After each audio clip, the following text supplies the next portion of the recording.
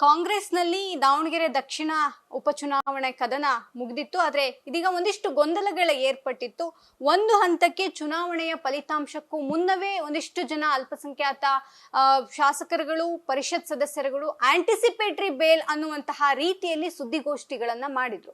ಆ ಸುದ್ದಿಗೋಷ್ಠಿಯಲ್ಲಿ ಒಂದಿಷ್ಟು ಜನ ಅವರದ್ದೇ ಆದಂತಹ ಸಮುದಾಯದ ನಾಯಕರುಗಳ ಮೇಲೆ ಪರೋಕ್ಷವಾಗಿ ಆರೋಪಗಳನ್ನು ಕೂಡ ಮಾಡಿದ್ರು. ಇದೆಲ್ಲದರ ಬಗ್ಗೆ ಮಾತನಾಡೋದಕ್ಕೆ ನಮ್ಮ ಜೊತೆಗೆ MLC-ಗಳಾದಂತಹ ಅಬ್ದುಲ್ ಜಬ್ಬಾರ್ ಅವರಿದ್ದಾರೆ. ಮಾತನಾಡಿಸ್ತೇನೆ. ಸರ್, ತಾವೇ ಒಂದೇ ಒಂದು ಕ್ಯಾಂಡಿಡೇಟ್, ಮತ್ತಿನ್ಯಾರ ಹೆಸರನ್ನು ಕೂಡ ಅವರು ಬರ್ಕೊಂಡು ಬಂದಿಲ್ಲ ಅನ್ನುವಂತಹ ಒಂದು ಗಂಭೀರ ಆರೋಪವನ್ನ ನಿನ್ನೆ ಸುದ್ದಿಗೋಷ್ಠಿಯಲ್ಲಿ ಸಲೀಂ ಅಹಮದ್ ಪರಿಷತ್ ಸದಸ್ಯರು, ಶಾಸಕರಾದಂತಹ ರಿಜ್ವಾನ್ ಅರ್ಷದ್ ಅವರು ಹೇಳಿದಂತಹದ್ದು. ಇದಕ್ಕೆ ತಮ್ಮ ಮೊದಲ ಪ್ರತಿಕ್ರಿಯೆ ಏನು ಸರ್?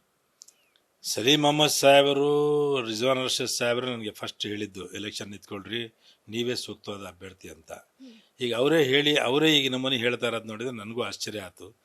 ಒಂದು ಮಾತೇನಪ್ಪ ಅಂತ ಹೇಳಿದ್ರೆ, ಹೆಗಲು ನಮ್ಮದೇ, ಗುಂಡು ನಮ್ಮದೇ ಅಂತ ನಮ್ಮ ಪರಿಸ್ಥಿತಿ ಕಾಣ್ತಾ ಇದೆ. ಈಗ ಕಾಂಗ್ರೆಸ್ ಆಫೀಸ್ನಲ್ಲಿ ನಮ್ಮ ಕಾಂಗ್ರೆಸ್ಸಿನ ಮುಖಂಡರುಗಳ ವಿರುದ್ಧವಾಗಿ ಪತ್ರಿಕಾಗೋಷ್ಠಿ ಮಾಡೋಕ್ಕೋಸ್ಕರ ಕಾಂಗ್ರೆಸ್ ಆಫೀಸನ್ನು ಉಪಯೋಗಿಸಿರೋದು ನನಗೆ ಭಾಳ ಆಶ್ಚರ್ಯ ಆಗ್ತದೆ.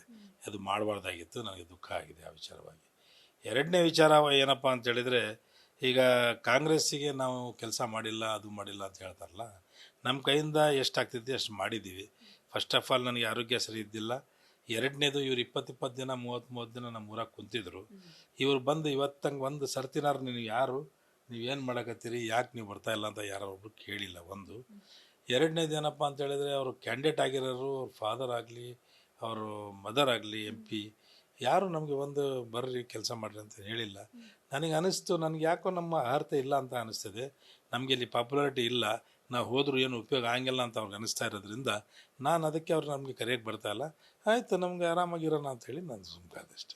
ಆ ಭಾಗದಲ್ಲಿ ಸ್ಪೆಷಲಿ ದಾವಣಗೆರೆ ದಕ್ಷಿಣದಲ್ಲಿ ಅಬ್ದುಲ್ ಜಬ್ಬಾರ್ ಅವರು ಪ್ರಬಲ ನಾಯಕರು, ಸಮುದಾಯದ ಪ್ರಬಲ ನಾಯಕರು, ಪ್ರಸ್ತುತ ಅಧಿಕಾರದಲ್ಲೂ ಕೂಡ ಇರುವಂತಹ ನಾಯಕರು. ಯಾಕೆ ತಮ್ಮನ್ನ ಕಡೆಗಣಿಸಿದ್ರು ಅನ್ನುವಂತಹದ್ದೇನಾದ್ರೂ ಅನ್ಸಿದೆಯಾ ಸರ್? ನಾನು ಹೇಳಿದ್ನಲ್ಲ, ಈಗ ಅರ್ಹತೆ ಇಲ್ಲ ಅಂತ ತಿಳ್ಕೊಂಡು ಇವ್ರಿಗೆ ಪಕ್ಕದ ಮನೆಯವರೇ ಪರಿಚಯ ಇಲ್ಲ, ಈ ರೋಡ್ನಾಗಿ ನಿಮ್ಗೆ ಇವ್ರಿಗೆ ಯಾರು ಗುರುತಿಟ್ಟಿದ್ದಾರೆ ಅಂತ ಹೇಳಿ ತಿಳ್ಕೊಂಡು ಅವಾಗ ಅದಕ್ಕೆ ಯಾರೂ ಬಂದಿರೋಕ್ಕಿಲ್ಲ. ನನ್ನ ಪಾಪ ನಾನು ಬೆಸ್ಟ್ ಆಫ್ ಲಕ್, ಅವ್ರು ನಮಗೆ ಬಿಟ್ಟು ಎಲೆಕ್ಷನ್ ಮಾಡ್ಕೊಂಡ್ರಿ ಮಾಡಿ, ನಮಗೇನು ನಾವು ಗೆಲ್ಲಕ್ಕೆ ನಮ್ಮ ಪಕ್ಷದ ಯಾವಾಗಲೂ ನಾವು ಲಾಯಲ್ ವರ್ಕರ್ಸು. ಈಗಿಂದಲ್ಲ, 3 ಸತಿ DC ಪ್ರೆಸಿಡೆಂಟ್ ಆಗಿದ್ದೀನಿ. ಯೂತ್ ಕಾಂಗ್ರೆಸ್ನಲ್ಲಿ ಜನರಲ್ ಸೆಕ್ರೆಟರಿ ಆಗಿ ಕೆಲಸ ಮಾಡಿದ್ದೀನಿ. ಕರ್ನಾಟಕದ KPCC ಮೈನಾರಿಟಿ ಅಧ್ಯಕ್ಷರಾಗಿ ಕೆಲಸ ಮಾಡ್ತಾ ಇದ್ದೀನಿ. 3 ಸರ್ತಿ MLC ಇದ್ದೀನಿ. ಇದು ಇಷ್ಟು ಇಟ್ಕೊಂಡು ನಾನು ನಮಗೆ ಇದು ಬೆಳೆಸ್ಕೊಂಡಿಲ್ಲ ನಾವು ಅಂತ ನಮ್ಮ ಮುಖಂಡರುಗಳು ಹೇಳ್ತಿದ್ದಾರೆ. ಯಾಕೆ ಅವ್ರಿಗೆ ಹಂಗೆ ಅನ್ನಿಸ್ತಾ ಇತ್ತು ಏನೋ ನನಗೆ ಅರ್ಥ ಆಗಿಲ್ಲ. ಇವತ್ತು ತನಕ ಪಾಪ್ಯುಲಾರಿಟಿ ಅಂದರೆ ಏನು, ಹೆಂಗೆ ಜನರಲ್ಲಿ ಪ್ರಾಮುಖ್ಯತೆ ಪಡಿಬೇಕಂತ ಈಗ ರಿಜ್ವಾನ್ ಅರ್ಷದ್ ಹತ್ರ, ಸಲೀಂ ಅಹಮದ್ ಹತ್ರ ಕಲಿಯೋಂಥ ನನಗೆ ಪ್ರಸಂಗ ಬಂದಂಗೆ ಕಾಣ್ತಿದೆ. ಸರ್, ಜಮೀರ್ ಅಹಮದ್ ಅವರು ಬಂದ್ರು, ಪ್ರಚಾರ ಮಾಡಲಿಲ್ಲ. ಅಬ್ದುಲ್ ಜಬ್ಬಾರ್ ಅವರು ಅಲ್ಲೇ ಇದ್ರು ಕೂಡ ಒಂದಿನ ಆಚೆ ಹೋಗ್ಲಿಲ್ಲ. ನಾಸೀರ್ ಹುಸೇನ್ ಅಂದ್ರೆ CM ರಾಜಕೀಯ ಕಾರ್ಯದರ್ಶಿ ಅವರು ಪ್ರಚಾರ ಅಲ್ಲ, ಮುಖನೂ ತೋರಿಸ್ಲಿಲ್ಲ ಅನ್ನುವಂತಹದ್ದು ಅವರ ಇಡೀ ಸುದ್ದಿಗೋಷ್ಠಿಯ ಸಾರಾಂಶ ಆಗಿತ್ತು ಸರ್. ಎಲ್ಲೋ ಒಂದ್ ಕಡೆ ತಮಗೆ ಒಳ ಹೊಡೆತ ಇವರಿಂದಲೇ ಬರ್ತಿದೆ ಅನ್ನುವಂತಹದ್ದು ಕೂಡ ಆ ಸುದ್ದಿಗೋಷ್ಠಿಯ ಸಾರಾಂಶ. ಅದನ್ನ ಪರೋಕ್ಷವಾಗಿಯೂ ಕೂಡ ಹೇಳಿದ್ರು ಅವರು. ಜಮೀರ್ ಅಹಮದ್ ಸಾಹೇಬರು ಬರೇ 5ನೇ ತಾರೀಕು ಒಂದು 2 ಗಂಟೆ ಬಂದು ಹೋಗಿದ್ದಕ್ಕೆ ಇವರಿಗೆ ಸ್ವಲ್ಪ ಕಲಬಿಲಿ ಆದಂಗೆ ಕಾಣ್ತಿದ್ದೆ. ಯಾಕಂದ್ರೆ ನಾವು 20 ದಿನ ಕುಂತು ಏನೂ ಮಾಡೋಕ್ಕಾಗಿಲ್ಲ. ಅವ್ರು ಬರೀ 2 ಗಂಟೆ ಬಂದಿದ್ದಕ್ಕೆ ರಿಸಲ್ಟ್ ಒಂದು ಪಾಸಿಟಿವ್ ಆಗಿ ಕಾಣ್ತಾ ಇದೆ ಅಂತ ಇವ್ರಿಗೆ ಏನಾರ ಕಲಬಿಲಿ ಅನ್ನಿಸ್ತಾ ಇದೆ ಅಂತ ಅನ್ನಿಸ್ತಿದ್ದು ನನಗೆ. ಇವ್ರು ಏನೇನೋ ಪ್ಲಾನ್ ಹಾಕ್ಕೊಂಡಿದ್ರೆ ಕಾಣ್ತಿದ್ದೆ, ನಾವು ಹಂಗೆ ಮಾಡಬೇಕು ಹಿಂಗೆ ಮಾಡ್ಬೇಕಂತ ಪ್ಲಾನ್ ಹಾಕ್ಕೊಂಡಿದ್ರೆ ಏನೋ ಗೊತ್ತಿಲ್ಲ. ಆದರೆ ಅದು ಫೇಲ್ ಆಗ್ತಾ ಇರೋದು ನೋಡಿ ನಿನ್ನೆ ಪತ್ರಿಕಾಗೋಷ್ಠಿ ಮಾಡಿ ಯಾರ್ಯಾರಿಗೆ ಕಾಲು ಎಳಿಬೇಕಂತ ಎಳಿತಾ ಇದ್ದಾರೆ ಅಂತ ನನಗೆ ಗೊತ್ತಾಗಿದೆ ಅಷ್ಟೇ. ನನಗೆ ಅನ್ನಿಸ್ತಾ ಇರೋದು ಅಂಥದ್ದು ಏನು ಆಗಿಲ್ಲ. ಮೇಲೆ ಅದು ಬಂದು ದೇವ್ರಂತ ಕೂತಿದ್ದಾನೆ. ಅವರು ನಮಗೆ ಇಳಿಸ್ಬೇಕು, ಬೆಳೆಸ್ಬೇಕು, ಕಳಿಸ್ಬೇಕು ಅನ್ನೋದು ಅವನ ಕೈಗಿರ್ತದೆ. ನೀವು ಎಷ್ಟೇ ಮನಸ್ಸಿನಾಗೆ ತಲೆಗೆ ಏನು ಇಟ್ಕೊಂಡ್ರು ಏನು ಮಾಡೋಕ್ಕಾಗಂಗಿಲ್ಲ. ಭಾಳ ಜನ ಹೇಳ್ತಾರೆ SDP ಅವರಿಗೆ ದುಡ್ಡು ಕೊಟ್ಟರು, ಅವ್ರಿಗೆ ಇಂಡಿಪೆಂಡೆಂಟಿಗೆ ದುಡ್ಡು ಕೊಟ್ಟರು ಅಂತ ಹೇಳ್ತಾರೆ. ಭಾಳ ಜನ ನಮಗೂ ಹೇಳಿದರು. First of all Tanveer Shetty ಎದುರುಗಡೆ SDP ತಂದಿದ್ದು ರಿಜ್ವಾನ್ ಅರ್ಷದ್ ಅಂತ ಹೇಳಿದರು. ಇವೆಲ್ಲ ನಾವು ಕೇಳ್ತಾ ಇರ್ತೀವಿ, ನಾವು ಅದ್ರಾಗ ಒಪ್ಪಕ್ಕಾಗಂಗಿಲ್ಲ. ಅವೆಲ್ಲ ದುಡ್ಡು ಕೊಟ್ಟರು, ನಮಗೇನದು, ನಾವ್ಯಾಕೆ ಅವ್ರಿಗೆ ದುಡ್ಡು ಕೊಡೋ ಹೋಗೋಣ? ಪಕ್ಷದ ವಿರೋಧಿ ಒಂದು ಸರ್ತಿನ ಇವತ್ತು ತನಕ ನಾವು ಕೆಲಸ ಮಾಡಿಲ್ಲ, ಮುಂದೇನು ಮಾಡಂಗಿಲ್ಲ. ಸರ್, ಎಲ್ಲೋ ಒಂದ್ ಕಡೆ ನೀವಾಗ್ಲಿ ಅಥವಾ ಜಮೀರ್ ಸರ್ ಆಗ್ಲಿ ಯಾರು ಕೂಡ ಭಾಗಿಯಾಗಿಲ್ಲ ಅನ್ನೋದ್ರ ಜೊತೆಗೆ ಸೋಲ್ ಇನ್ ಕೇಸ್ ಫಲಿತಾಂಶ ತದ್ವಿರುದ್ಧ ಬಂದ್ರೆ ಅದನ್ನ ನಿಮ್ಮ ತಲೆಗಳಿಗೆ ಕಟ್ಬಿಡ್ಬೋದು ಅನ್ನುವಂತ ನಿಟ್ಟಿನಲ್ಲಿ ಏನಾದ್ರು ಯೋಚನೆ ಮಾಡಿ ಸುದ್ದಿಗೋಷ್ಠಿ ಮಾಡಿದ್ರ ಅನ್ನುವಂಥದ್ದು? ತದ್ವಿರುದ್ಧ ರಿಸಲ್ಟ್ ಏನಾದ್ರು ಬಂದರೆ ಈ ಸಲೀಂ ಅಹ್ಮದ್ ಮತ್ತು ರಿಜ್ವಾನ್ ಅರ್ಷದ್ ಮತ್ತು ಅಲ್ಲಿ ಯಾರ್ಯಾರು ಮುಖಂಡರುಗಳು ಹೂಡಿದ್ರ ಇದು ಅವ್ರ ಮೇಲೆ ಹಾಕ್ಬೇಕಾಗ್ತೈತಿ. ಯಾಕಂದರೆ ಅವರೇ ತಾನೇ ಮಾಡಿರೋದು, ಗೆಲ್ಸೋಕ್ಕೆ ಪೂರಾ ಜವಾಬ್ದಾರಿ ಅವರೇ ತಗೊಂಡು ಕೆಲಸ ಮಾಡಿದ್ದಾರೆ. ಅದಕ್ಕೆ ಎಲ್ಲ ಗೆಲ್ಸೋದು ಎಲ್ಲದ್ದು ಅವ್ರದ್ದು ಜವಾಬ್ದಾರಿ ಇರ್ತದೆ. ನಮ್ಮ ಕಡೆಯಿಂದ ಏನು ಮಾಡೋಕ್ಕಾಗ್ತೈತೆ ಅದು ನಾವೆಲ್ಲ ಮಾಡಿದ್ದೀವಿ, ಜನಕ್ಕೂ ಗೊತ್ತಿದೆ, ಎಲ್ಲರಿಗೂ ಗೊತ್ತಿದೆ. ಎಲ್ಲ ಊರವ್ರಿಗೂ ಹೋಗಿ ಕೇಳಿದ್ರು ಹೌದಪ್ಪ ಬಂದಿದ್ರು ಹೇಳಿದ್ರು ಅಂತ ಆಗ್ತದೆ. ನಾವೆಲ್ಲ ವಿರೋಧ ಮಾಡಿದೀವಿ ಅಂತ ಎಲ್ಲರನ್ನ ಕಡೆ ತೋರಿಸ್ಬಿಟ್ರೆ ನಾವು ಹೇಳಿದ್ರೆ ಕೇಳ. ನಿಮ್ಮ ಮೇಲೆ ದೂರನ್ನ ಕೊಟ್ಟಿರುವಂತದ್ದು ಹೈಕಮಾಂಡ್ ನಾಯಕರು ಗಮನಿಸ್ತಿದ್ದಾರೆ, ನಾವು ಕೂಡ ಈ ಬಗ್ಗೆ ಮಾತನಾಡಿದ್ದೇವೆ, ಪ್ರತಿ ದಿನವೂ ಕೂಡ ಸುರ್ಜೇವಾಲಾ ಅವರು ರಿಪೋರ್ಟ್ ತೆಗೆದುಕೊಂಡಿದ್ದಾರೆ ಅನ್ನುವಂತ ಮಾತುಗಳನ್ನು ಹೇಳಿದ್ದಾರೆ. ಸುರ್ಜೇವಾಲಾ ಸಾಹೇಬರಾಗಲಿ, ಮಲ್ಲಿಕಾರ್ಜುನ್ ಖರ್ಗೆ ಸಾಹೇಬರಾಗಲಿ, ನಮ್ಮ ರಾಜ್ಯದ KPCC ಅಧ್ಯಕ್ಷರಾಗಲಿ ಎಲ್ಲರಿಗೂ ಗೊತ್ತಿದೆ ಜಬ್ಬಾರ್ ಅನ್ನೋದು ಏನಂತ. ಹಂಗೇನಾದ್ರು ತಪ್ಪು ಮಾಡಿದ್ದು ಅವ್ರಿಗೆ ಅನಿಸಿದ್ದಲ್ಲಿ ಅವ್ರಿಗೆ ನಮ್ಮ ಮೇಲೆ ಎನ್ಕ್ವೈರಿ ಮಾಡಿ ಎಲ್ಲಿ ತೋರಿಸ್ಲಿ, ಏನರ್ಥ ಹಿಂಗೆ ಇಂಥ ಕಡೆ ತಪ್ಪು ಮಾಡಿದಿರಿ ನೀವು ಅಂತ ತೋರಿಸ್ಲಿ, ನಾವು ಒಪ್ಕೊಂತೀವಿ. ಸುಮ್ಮನೆ ಆರೋಪ ಪ್ರತ್ಯಾರೋಪ ಮಾಡೋದು ನಮ್ಗೆ ಯಾಕೋ ಸರಿ ಅನ್ಸಂಗಿಲ್ಲ ಪಕ್ಷದಲ್ಲಿ. ಅದಕ್ಕೆ ನಾವೆಲ್ಲ ಯೋಚನೆ ಮಾಡಿ ಸಾಕಾಗಿದೆ ನಮಗೂ. ಅದಕ್ಕೆ ನೋಡಿ ನಾವು ಆದಷ್ಟು ಬೇಗನೆ ಏನಾರು ಡಿಸಿಷನ್ ತಗೋಬೇಕಂತ ನಮ್ಗೆ ಅನಿಸ್ತಿದೆ.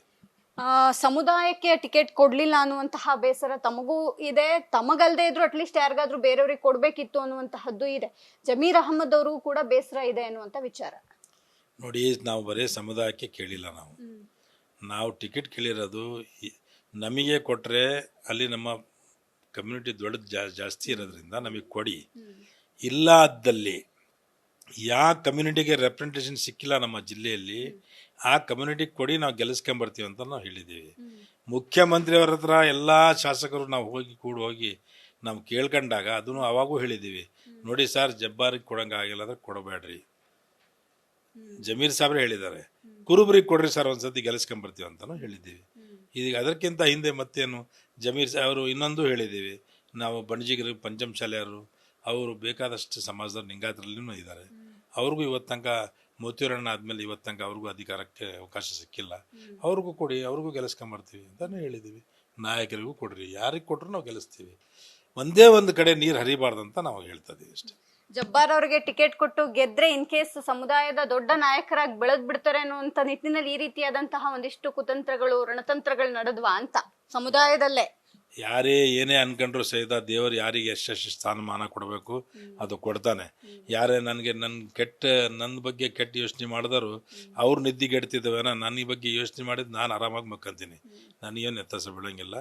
ದೇವರವ್ರಿಗೆ ಒಳ್ಳೇದು ಮಾಡಲಿ, ಆದಷ್ಟು ಬೇಗ ಅವ್ರ ಮಂತ್ರಿಗಳಾಗಬೇಕಂತ ದೇವರವ್ರು ಕೇಳ್ಕೊಂಡಿರಂಗೆ ಕಾಣ್ತಿದ್ದೆ, ಅವ್ರ ಮನಸ್ಸಿನಾಗ ಇಟ್ಕೊಂಡಾರೆ. ಆದಷ್ಟು ಬೇಗನೆ ಮಂತ್ರಿಗಳಾಗಿ ಓದ್ ತಗೊಂಡು ಚೆನ್ನಾಗಿ ಆಗ್ಲಿ ಅವ್ರಂತ ನಾನು ಬಯಸ್ತೀನಿ. ಅಂದ್ರೆ ಸಚಿವ ಸಂಪುಟಕ್ಕಾಗಿ ಈ ರೀತಿಯಾದಂತಹ ಎಲ್ಲಾ ಕಸರತ್ತುಗಳು ನಡೀತಿದಾವೆ ಅಂತಾನೆ ಸರ್? ಇಲ್ಲ ಅಂದ್ರೆ ಮತ್ತೆ ದಾವಣಗೆರೆ ಸೌತಿಗೆ ಬರೇ ನಮ್ಮ ಅಲ್ಪಸಂಖ್ಯಾತರ ಮಾತ್ರ ಸಂಬಂಧನ, ಬೇರೆ ಯಾರು ಇಲ್ವಾ ಅಲ್ಲಿ? ಅದಕ್ಕೆ ಯಾರು ಉತ್ತರ, ಅದಕ್ಕೆ ನಮ್ಗೆ ಯಾರು ಕ್ವಶನು ಕೇಳ್ತಾ ಇಲ್ಲ, ಯಾರು ಉತ್ತರನೂ ಕೇಳ್ತಾ ಇಲ್ಲ. ನಮ್ಮರೇ ನಮಗೆ ಕ್ವಶನ್, ನಮ್ಮರ್ಗೆ ಉತ್ತರ. ಅದಕ್ಕೆ ನಾನು ಹೇಳಿದ್ದು ನಿಮಗೆ, ಇದೂ ನಮ್ದೇ, ಗುಂಡೂನು ನಮ್ದೇ ಅಂತ ನಾನು ಹೇಳಿದ್ದು. ಇದಿಷ್ಟು MLCಗಳಾದಂತಹ ಅಬ್ದುಲ್ ಜಬ್ಬಾರ್ ಅವರ ಮಾತು. ಕ್ಯಾಮರಾಮನ್ ಗಂಗಾಧರ್ ಜೊತೆ ದೀಪಾ ಕುಕ್ವಾಡ, ಅಶ್ವವೇಗ ನ್ಯೂಸ್, ಬೆಂಗಳೂರು.